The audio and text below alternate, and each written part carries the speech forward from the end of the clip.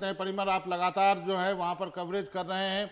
आप बताइए, अब जो कल के और आज के हालात में आप क्या अंतर देख रहे हैं? क्या हम कह सकते हैं कि हालात सुधर रहे हैं? निश्चित तौर पे बाबा, क्योंकि हमने देखा कि सोमवार और मंगलवार को जिस हिसाब से हालात बिगड़े थे और हमने इस बात को लेकर भी जोर डाला था, कई बार कहा था कि पुलिस की मौजूदगी नदारद है। आज कम से कम हालात सुधरते हुए नजर जरूर आ रहे हैं और कह सकते हैं कि अगर ऐसी ही स्थिति रही तो जल्द ही दिल्ली पटरी पर लौट सकती है। और इस बात को लेकर इसलिए कह रहा हूं कि अभी फिलहाल हम चांदबाग के इलाके में हैं, लेकिन पुलिस के कार्रवाई के साथ हम तमाम जगहों पर गए और उससे पहले ये सड़कों की तस्वीर आपको दिखाएं जहां पे गाड़ियों की आवाजाही शुरू हो गई है। बसें यहां पे चलनी शुरू हो गई। आप देखिए, ये बसें बिल्कुल नहीं चल रही थी, इस तरह की गाड़ियां नहीं चल रही थी। ये स्थिति 2 दिन तक इसी तरीके की स्थिति इन सड़कों पर बनी हुई थी, भजनपुरा के पास, यमुना विहार के पास या चांदबाग के पास का इलाका कहें। लेकिन आज पुलिस के साथ जो है, पुलिस का जो कारवां निकला उसके साथ कई रिपोर्टर्स भी थे, हम लोग भी थे। उन तमाम इलाकों में गए। अगर एक एक करके बताएं तो इलाका गोकुलपुरी का हो, शिव विहार का हो, उसके बाद चांदबाग का इलाका हो, मौजपुर का इलाका हो, जाफराबाद का इलाका हो, करावल नगर का इलाका हो, खजूरी पुस्ता का इलाका हो, तमाम जगहों पे पुलिस गई। कई जगहों पर फ्लैग मार्च किया, ये इंश्योर करने की कोशिश की कि अब उस तरीके के हालात नहीं हैं। कॉन्फिडेंस बिल्डिंग भी हो रहा है लोगों में, लोग थोड़े से कॉन्फिडेंट भी हो रहे हैं, लोग बाहर भी निकल रहे हैं। और इस बात को लेकर परेशानी और गुरेज नहीं होना चाहिए कि वाकई हालात में बहुत ज़्यादा सुधार है। और आज की जो तस्वीर है वो 2 दिनों से बिल्कुल अलग तस्वीर और बेहतर तस्वीर बनती हुई दिख रही है यहाँ पर दिल्ली में। और एक चीज़ और यहाँ पर जोर देने वाली बात है कि जब से इन लोगों ने 144 धारा को इम्प्लीमेंट किया है उसका असर सीधे तौर पर दिखा है, क्योंकि उसी के बाद जो है वो दंगाइयाँ हो या फिर जो शरारती तत्व हों उन पर काबू पाने में आसानी मिली है। तो इन तमाम इलाकों में, उत्तरी पूर्वी दिल्ली के जो इलाके हैं, करीब 8-9 किलोमीटर के डायमीटर में जो पूरे इलाके हैं, जाफराबाद से शुरू होकर चांदबाग और करावल नगर का एरिया, इन तमाम जगहों में पुलिस के साथ हम गए। कोई भी ऐसी अनहोनी ना चीज़ हमें दिखी, ना ही कोई सुबह से हमने ऐसी कोई रिपोर्ट की है जिसमें कोई आगजनी की खबर आई हो या कोई पत्थरबाजी की खबर आई हो। तो एक बेहतर तस्वीर, सुधरती हुई तस्वीर दिल्ली की ज़रूर फिलहाल यहाँ पर दिख रही है।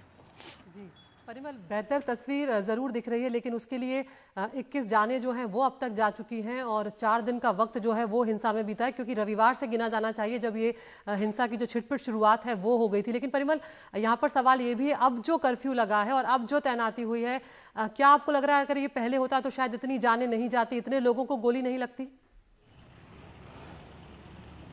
निश्चित तौर पे ये सवाल सीधे तौर पे उठता है और हमेशा से उठता रहेगा जबकि दिल्ली की हिंसा की बात होगी, क्योंकि 2 दिन तक इसको सुलगने दिया गया, 2 दिन तक ये चीज़ें होती रही, हाथ पर हाथ एक तरीके से कहें कि आप धरे बैठे रह गए और कुछ हुआ नहीं।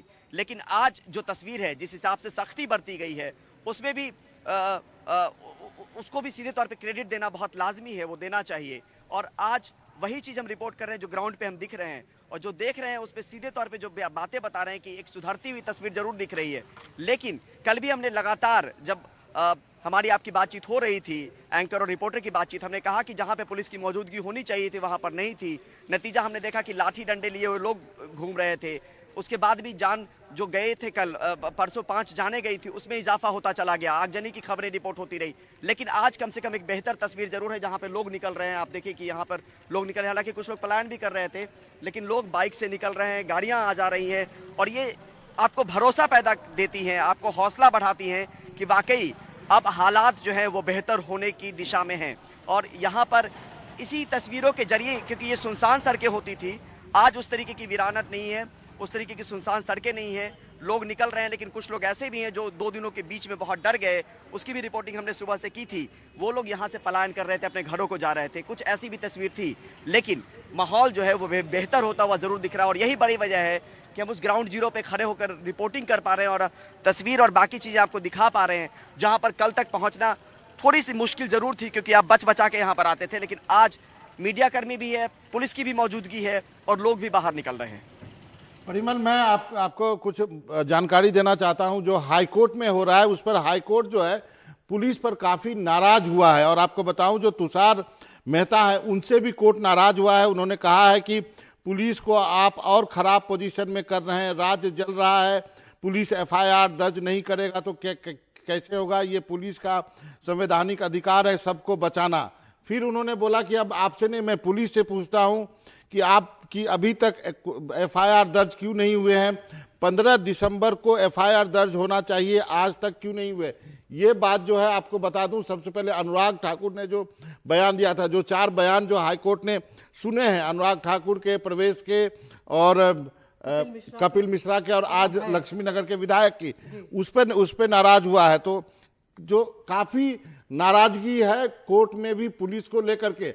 आज जो स्थिति बदली है, क्या ये 24 घंटे पहले नहीं हो सकता था कि 24 घंटे पहले पुलिस यही करती? क्यों फ्री हैंड दिया गया दंगाइयों को? ये कल नहीं, मैं ये कह रहा हूं कि सोमवार को ये तस्वीर बदल सकती थी, जब इनको मौजपुर के पास की स्थिति का अंदाजा हो गया था, जिस हिसाब से पत्थरबाजी वहां पे देर शाम हुई थी। उसके बाद सोमवार को भी इन्होंने हालात बिगड़ने दिया, मंगलवार को भी काबू नहीं पा सके। और इसके पीछे सीधे तौर पे जिम्मेदारी पुलिस प्रशासन की भी बनती है, जिनका काम है कि लॉ एंड ऑर्डर सिचुएशन को मेंटेन करें, इंश्योर करें। और उनकी तरफ से नाराजगी सिर्फ अदालत की नहीं है, लोगों की भी नाराजगी होगी।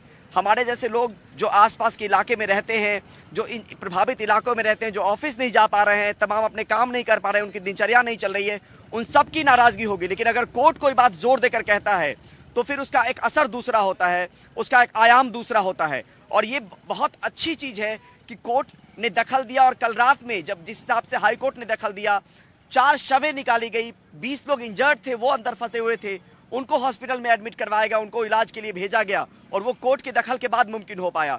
तो ये तमाम चीजों में कोर्ट की भूमिका बहुत अहम हो जाती है जब इस तरह के हालात होते हैं तो।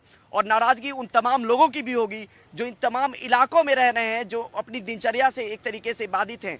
तमाम लोग ऐसे नहीं हैं जो हिंसा करना चाहते हैं, नॉर्मल लोग भी है, सामान्य लोग भी है, जिनकी मुसीबत और परेशानी बढ़ गई। वो लोग भी है जो इस रास्ते का इस्तेमाल करते थे, इस रास्ते का इस्तेमाल नहीं कर रहे हैं। वो लोग भी है जो मेट्रो के जरिए आ जा रहे थे आराम से, उनको दिक्कत हुई 2 दिन तक।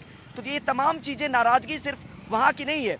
एक तरफ नेता बयान तो दे रहे हैं और नेता के बयान पे गुस्सा कोर्ट जरूर है, लेकिन यहाँ पर फिलहाल संदीप दीक्षित भी पहुंचे हैं, वहां पर भीड़ का जमावड़ा है। अब वो लोग भी पहुंच रहे हैं और लोगों से बात करने की कोशिश कर रहे हैं। एक अच्छी बात यह है कि तमाम दलों ने ये कोशिश जरूर की है कि आपसी सौहार्द न बिगड़े, उसको लेकर कोशिश और कवायद का सिलसिला हो। और उसी के मद्देनजर लोग भी आपस में उस तरीके के वातावरण को बिल्डअप करते हुए दिख रहे हैं, उस तरीके के वातावरण को तैयार करते हुए दिख रहे हैं, और उस मानसिक सोच में जा रहे हैं कि अब वाकई स्थिति सुधर रही है और अब रोड पे निकलने में दिक्कत नहीं है। तो धीरे धीरे ये तस्वीर और बेहतर होगी, हमें उम्मीद करनी चाहिए।